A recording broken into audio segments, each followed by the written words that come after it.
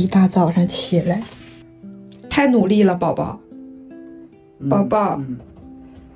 这家伙努力的理都不带理我的，各努力各的，我又空腹运了个动，依然是周姐的20分钟，赶紧来做早餐了。哦，好鲜强呀！在家放了这么多天，竟然还没坏。这次牛油果就简单蘸个酱油吧。吃饭吃饭，运动不就是为了吃点好的吗？这个黑巧蛋糕，我昨晚就没忍住，已经吃了一个了。外面的那层巧克力脆脆的，里面的蛋糕体就很轻盈，然后还裹满了可可粉，反正我喜欢吃。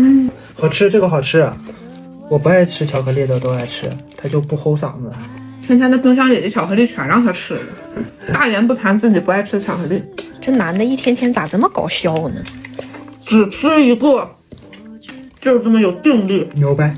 再一人半个牛油果，这顿早餐不也挺好的吗？今天是不是北京全城人都在等待着这场大风？目前来看，外面还是比较风平浪静的。前2天买的勃肯鞋到了，选的灰色的，是这种牛绒满天星材质的，看着精致又低调的细闪。它上面的这些装饰是能拆卸的，就可以简约，也可以很俏皮。这种橡胶底子又软又舒服，3至4公分正好增高，还不累脚。像我长裤居多嘛，这样随便一搭就很松弛感，就真的很喜欢这种懒人拖鞋，一要出门脚一蹬就可以走了。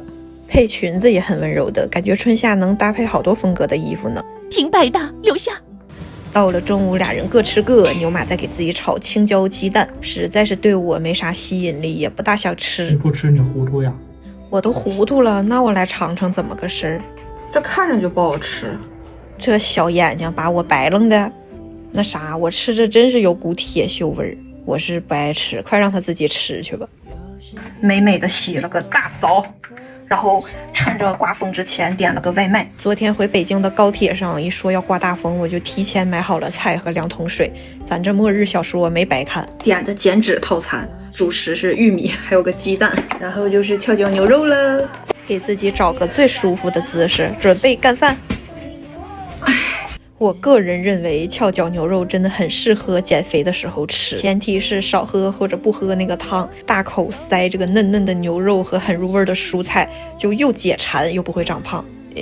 看着看着电视，饭吃完了没忍住又炫了一个巧克力蛋糕，根本舍不得吃，在这边看电视边吃的老慢了。有点要开始了啊，赶紧下楼去看看我们的车。